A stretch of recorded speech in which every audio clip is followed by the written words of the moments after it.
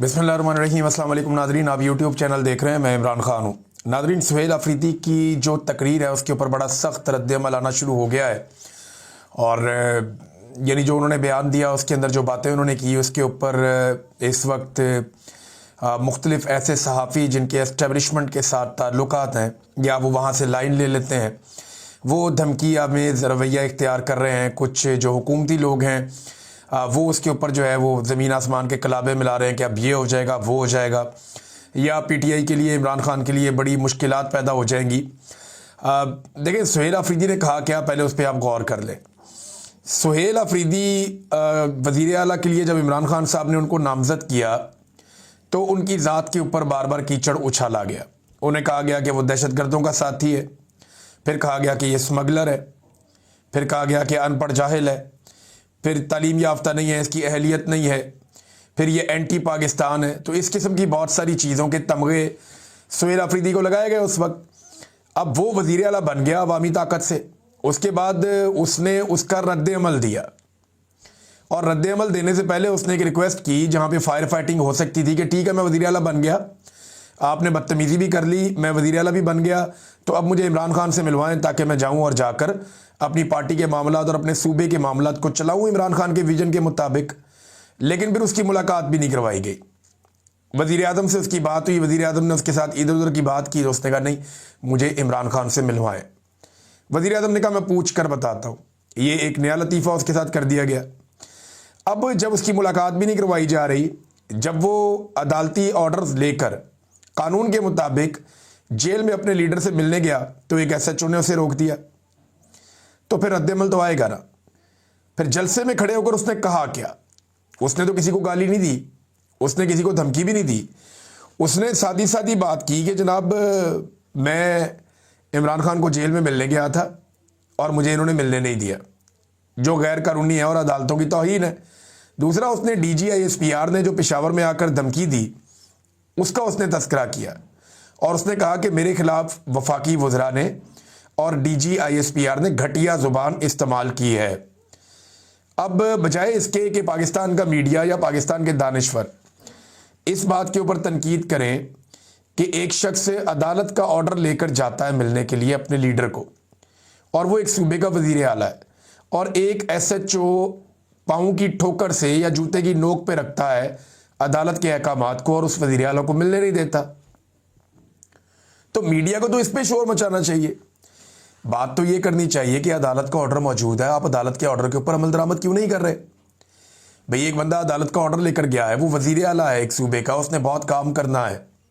पहले आपने उसके बारे में घटिया ज़ुबान इस्तेमाल की, उसके बाद वो वज़ीर आला बन गया, वो फिर भी जा रहा है अपने लीडर को मिलने के लिए और अदालत का ऑर्डर लेकर जा रहा है, आप उसको मिलवा नहीं रहे। इसके ऊपर तो कोई नहीं बोला, किसी ने इसके ऊपर एक लफ्ज़ नहीं बोला, किसी को इसके ऊपर गुस्सा नहीं आया कि भाई एक वज़ीर आला की आप तौहीन कर रहे हैं इतने बड़े ओहदे की। दूसरा, आप अदालत की तौहीन कर रहे हैं और लगातार कर रहे हैं, मुलाकातें आप नहीं होने दे रहे अदालती अहकामात के बावजूद। इस पर कोई नहीं बोला। लेकिन जब उस बंदे ने शिकवा किया कि मेरे साथ ये ज्यादती हो रही है, तो इन्होंने खप डाल दी। होता क्या है, पाकिस्तान की मिलिट्री एस्टेब्लिशमेंट का ना ये तरीक़ाकार है, ये बंदे लॉन्च कर देती है कोई भी एक्शन लेने से पहले कि अभी प्रोपेगेंडा करो, माहौल बनाओ, माहौल को गर्म करो ताकि हम गर्म लोहे के ऊपर चोट लगाए। ये एस्टेब्लिशमेंट का बहुत पुराना तरीका है। ये लोगों को मारते हैं मारते हैं मारते हैं, और जब लोग शिकवा करते हैं तो ये कहते हैं ये बदतमीजी है। यानी आप जितना मर्जी पाकिस्तानियों को मारें, पाकिस्तानी अगर आगे से शिकवा करेंगे आप हमें क्यों मारते हैं, तो इसको एस्टेब्लिशमेंट जो है वो बदतमीजी करार दे देती है। अब वज़ीर आला ने तो गैर कानूनी काम करने के ऊपर तनकीद की है कि आप ये कर नहीं सकते। DG-ISPR एक सियासी प्रेस कॉन्फ्रेंस करके गए जो उनका मैंडेट नहीं है, वो अपने हलफ की खिलाफ वर्जी कर रहे हैं, वो सियासी प्रेस कॉन्फ्रेंस नहीं कर सकते कि, लेकिन उन्होंने उसमें सियासी बातें की है, वो अपनी डोमेन से बाहर निकले हैं, जो उन्हें नहीं करना चाहिए था, ये उनसे बड़ी गलती हुई है। अब उसका रद्द-ए-अमल तो आएगा, तो उसका जब रद्द-ए-अमल आया, और वो भी सिर्फ शिकवे की सूरत में आया, कोई गालम गलोच नहीं हुई, लेकिन गालम गलोच ब्रिगेड जो है वो लॉन्च की गई CM अफरीदी के खिलाफ। तो इससे होगा क्या? अब धमकियां लगाई जा रही है जी इमरान खान साहब को अब ये वाला नुकसान हो जाएगा इससे, या वो वाला नुकसान हो जाएगा इससे, तो पीटीआई के लिए अच्छा नहीं होगा। तो पहले पीटीआई के लिए या इमरान खान के लिए कोई बहुत अच्छा हो रहा है इस मुल्क में? एक ताज़ा मिसाल आप सुन लीजिए, इमरान खान साहब पे एक मुकदमा हुआ था 2022 में, जब उन्होंने आज़ादी मार्च निकाला था 25 मई 2022 को, आपको याद होगा, जब यास्मीन राशिद साहिबा पे और दीगर खवातीन पे पहली मरतबा लाहौर में बदतरीन तशद्दुद किया गया था। उनकी सारी गाड़ी जो है वो तोड़ दी गई थी। तमाम रुकावटें अबूर करके इमरान खान साहब डी चौक तक पहुंच गए थे। ये वो मैं दिन की बात कर रहा हूँ, 25 और 26 मई 2022। तब इमरान खान साहब के ऊपर एक मुकदमा दर्ज किया गया था तरनौल में। ये जो मुकदमा था ये फरवरी 2024 में, इसमें इमरान खान साहब को बाइज्जत बरी कर दिया गया था अदालत की जानिब से। फरवरी 2024 को इमरान खान साहब बाइज्जत बरी हो गए थे। अब इस मुकदमे में भी पुलिस ने इमरान खान साहब का चालान जमा करवा दिया। जिस केस में कोई शख्स बाइज्जत बरी हो जाता है ना, वो केस उस शख्स की हद तक खत्म हो जाता है। फिर आप उस शख्स का नाम नहीं ले सकते उस केस के अंदर। इन्होंने क्या किया, इन्होंने चालान जमा करवा दिया। जितने भी कोर्ट रिपोर्टर्स हैं या जितने भी कानून और आइन को समझने वाले लोग हैं, वो सर पकड़ के बैठे हुए हैं कि इस रियासत को हो क्या गया है। ये एक पागलपन का शिकार हो चुकी है।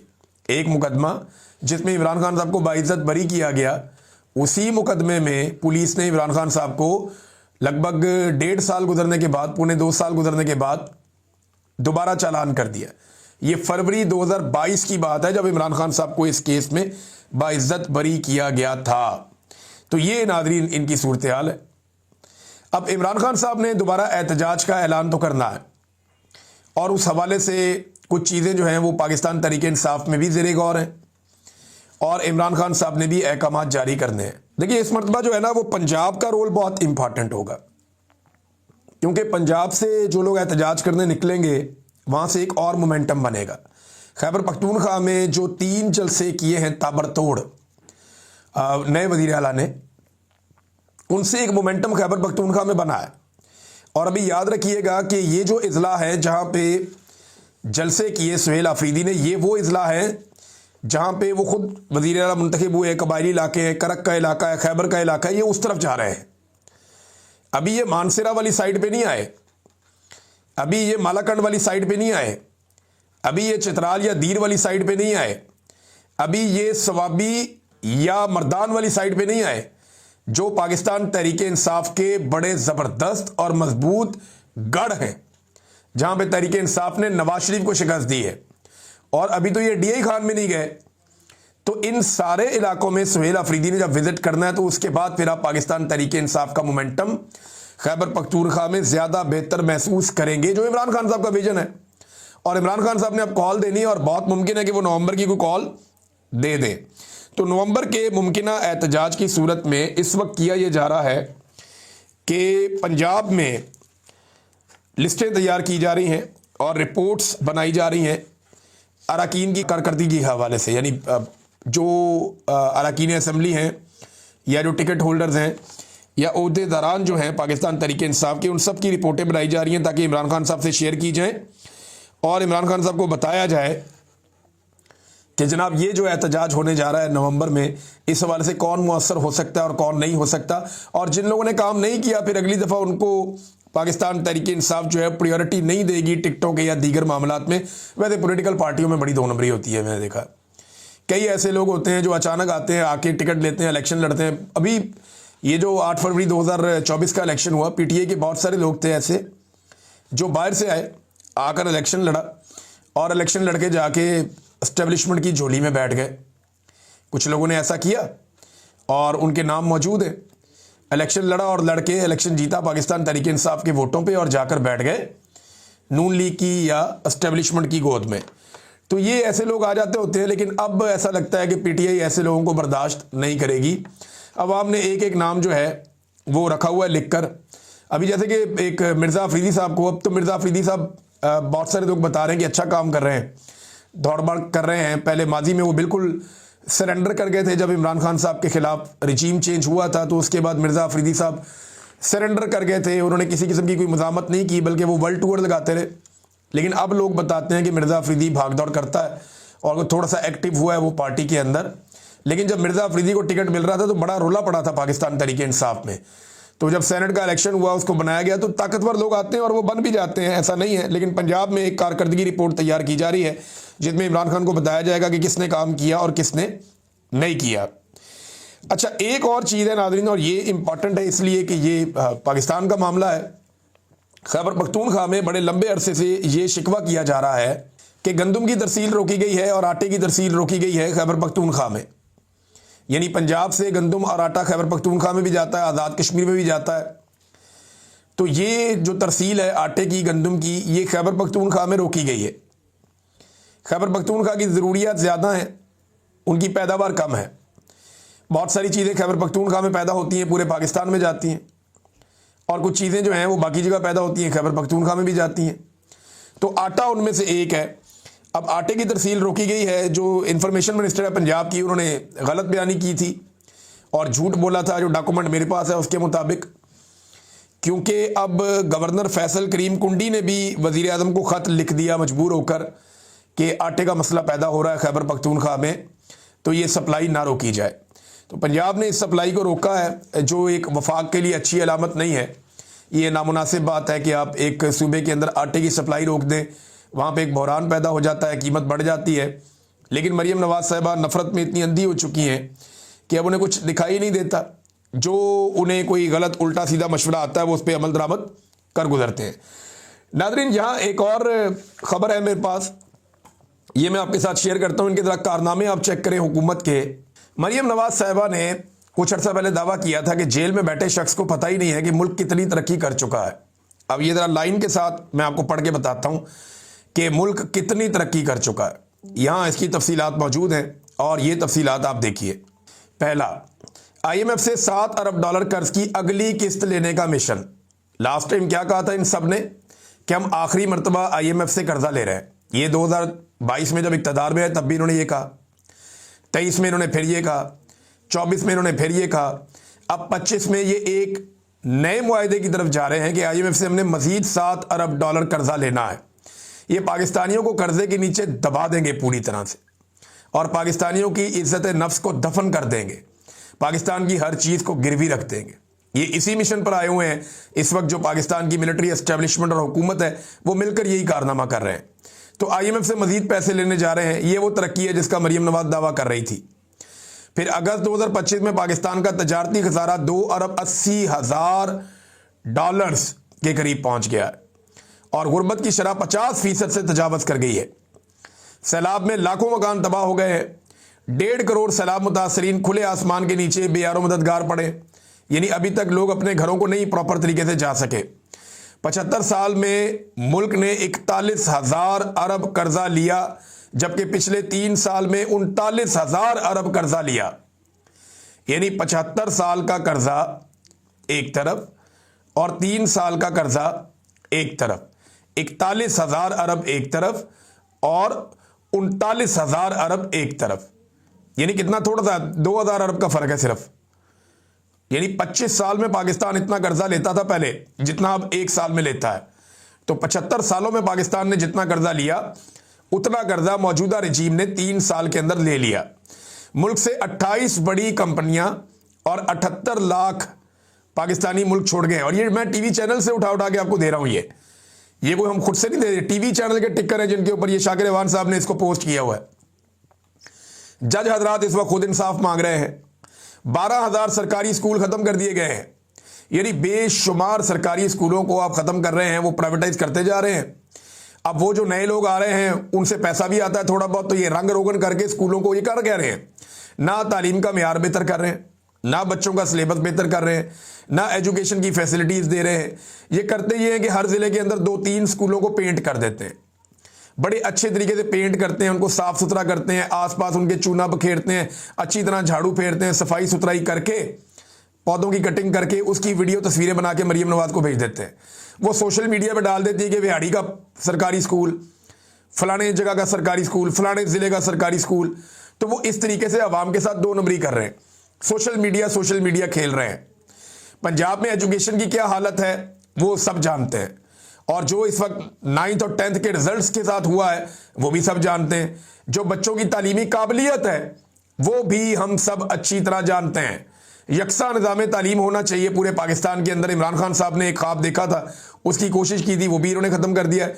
और अब ये कहते हैं जनाब ये तरक्की का सफ़र है। जो जारी है। यानी पूरे जिले के अंदर आप 2 स्कूलों को रंग कर दें और उसके बाद आप कहें जनाब पूरे जिले की तालीम जो है वो बेहतर हो गई है, तो इससे बड़ा झूठ और धोखा कोई हो नहीं सकता। तो ये हुकूमत बनी क्योंकि धोखे के साथ है, लिहाजा ये धोखे के साथ ही निज़ाम को चला रही है। फजलुर रहमान साहब के दरवाजे पे पहले मोहसिन नकवी साहब पहुंचे, अब बिलावल भी मिलने के लिए पहुंचे। और मामला क्या है, देखिए 2 चीज़ें हैं जिनके ऊपर शुबा जाहिर किया जा रहा है। एक तो इस वक्त हुकूमत चाहती है कि अपोजिशन लीडर पाकिस्तान तहरीक इंसाफ का बंदा ना आए, तो महमूद अचकज़ई का वो रास्ता रोकना चाहते हैं और वो ये चाहते हैं कि इकट्ठे होकर कोई इस तरह की गेम डाली जाए कि अपोजिशन लीडर कौमी असम्बली में बन जाए किसी तरह पीपल्स पार्टी फजलुर रहमान का, इधर से कोई आ जाए अपोजिशन लीडर, और पीटीआई का हमायत याफ्ता या पीटीआई खुद अपोजिशन लीडर के तौर पे काम ना कर सके। अब नंबर गेम दोबारा फिर से वही गंदा खेल खेला जाएगा। और दूसरा 27वीं आईनी तरमीम भी है जिसमें फजलुर रहमान साहब अपनी खिदमात सर अंजाम देंगे एक मरतबा फिर, जैसे कि वो हमेशा करते रहे हैं। लिहाजा बिलावल और मोहसिन नकवी ने उनके दरवाजे पे दस्तक दी है, अब आहिस्ता आहिस्ता लगता है कि बाकी लोग भी पहुंचेंगे।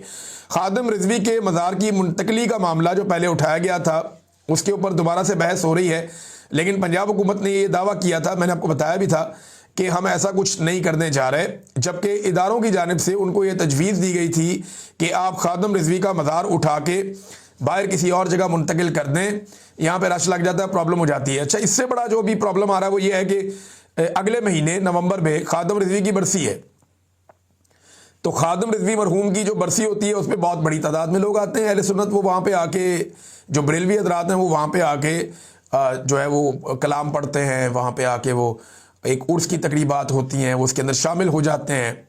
तो अब खादिम रिजवी साहब का उर्स है, अब इस हवाले से वहाँ पे किस तरह लोग आते हैं, कितनी बड़ी तादाद में लोग आते हैं, या हुकूमत उनको नहीं आने देती क्योंकि अभी तक मस्जिद भी सील है और मज़ार भी सील है, और खादिम रिजवी के दोनों बेटों का अब तक की इतला के मुताबिक कुछ पता नहीं चला कि वो कहाँ गए। नाज़रीन, बेशुमार लोगों को जेलों में डाला हुआ है। यास्मीन राशिद साहिबा जो हैं उनसे अभी 1-2 दिन पहले कोई स्टेटमेंट आया उनका, उन्होंने कहा मैं वहीं खड़ी हूँ जहाँ 2 साल पहले खड़ी थी, यानी मैं तो अपनी जगह से हिली भी नहीं। ये होती है एक लीडर की ताकत, अवामी लीडर की ताकत। क्या इस ताकत का 10वां हिस्सा भी हमारे मिलिट्री एस्टेब्लिशमेंट के लोग अपने पास रख सकते हैं? परवेज मुशर्रफ 1 घंटे की जेल नहीं काट सका, जेल जाते जाते अस्पताल दौड़ गया था। राहील शरीफ, उसने धमकी लगाई थी और ये कैप्टन सफदर ने बताया, इनकी अपनी हुकूमत के लोगों ने बार बार बताया कि राहील शरीफ हमें धमकियां लगाता था। आज तक ये उसके खिलाफ एक केस बना के उसको 1 दिन जेल में नहीं डाल सके। ये खुद कह रहे हैं ना, हम तो नहीं कह रहे। जनरल पाशा के ऊपर उन्होंने बेशुमार इल्जामात लगाए कि सियासत में बदतरीन उसने मुदाखलत की, ना उसको पकड़ा ना उसको जेल में डाला, 1 दिन जेल नहीं काट सका। जनरल बाजवा 1 दिन की जेल नहीं काट सकता जिस तरह की इमरान खान काट रहा है, इनका हौसला ही नहीं होता। फैज़ हमीद को पकड़ा हुआ है, वो मौजों की जिंदगी गुजार रहा है। फैज़ हमीद किसी जेल में तो नहीं है, किसी सेल के अंदर तो बंद नहीं किया हुआ। हमें पकड़ते हैं तो सेल के अंदर डालते हैं, हमें पकड़ते हैं जबरी तौर पे लापता करते हैं तो ज़मीन पे सुलाते हैं, खौफनाक जगह पे रखते हैं। लेकिन फैज़ हमीद को इन्होंने, जो मेरी इंफॉर्मेशन है उसके मुताबिक, बड़ा कंफर्टेबल रखा हुआ है। फैमिली से भी मिलता है, बातें भी करता है, मुलाकातें भी करता है, बड़ा कंफर्टेबल है। रोज़ाना नए कपड़े पहनता है, खाना खाता है बेहतरीन अपनी मर्जी का पकवा के, तो उसकी तो मौजें। कैद ही होती है। देखें, मैं ये नहीं कह रहा कि वो कैद के अंदर तो कंफर्टेबल है, लेकिन वो वैसी कैद में नहीं है जैसी कैद में सिविलियंस को डाला जाता है। तो हमारे जो जनरल हजरात हैं ये थोड़ी सी भी तकलीफ बर्दाश्त नहीं कर सकते, और सियासतदानों की इतनी औकात भी नहीं है कि इनको तकलीफ दें। यानी सियासतदानों ने तो कभी सोचा भी नहीं इस बारे में। परवेज मुशर्रफ से लेके अब तक ये इल्ज़ामात लगाते हैं, तकलीफ नहीं दे पाते इन्हें, और दे भी नहीं पाएंगे जिस तरह की इनकी करतूत है। नाज़रीन, अफगानिस्तान और पाकिस्तान अभी तक किसी नतीजे पर नहीं पहुंचे जो मुज़ाकरात चल रहे हैं वहाँ पे इस्तांबुल में, और दोनों तरफ से लचक नहीं दिखाई गई कुछ चीज़ों पे। अफगानिस्तान ने जिम्मेदारी टीटीपी के हवाले से कुछ इतलात आ रही है कि वो नहीं ले पा रहे, जबकि उनका मुतालबा है कि पाकिस्तान कोई हमारे ऊपर फ़िज़ाई हमले ना करे, या उनका मुतालबा है कि पाकिस्तान हमारी फ़िज़ाई हदूद की या सरहदों की जो एक खिलाफ वर्जी है उससे पाकिस्तान को रेज़ करे। वो कहते हैं पाकिस्तान कुछ एलिमेंट्स के खिलाफ कार्रवाई करे, पाकिस्तान कहता है कि आप टीटीपी के खिलाफ कार्रवाई करें। तो अफगानिस्तान की जानिब से कुछ लोग कह रहे हैं कि लचक नहीं दिखाई गई, कुछ लोग कह रहे हैं कि इस वक्त शायद अमेरिका नहीं चाहता कि इसकी फटाफट सुलह हो जाए इन मामलात की, क्योंकि डोनाल्ड ट्रंप को फिर एक और जंग रुकवाने का मौका कैसे मिलेगा।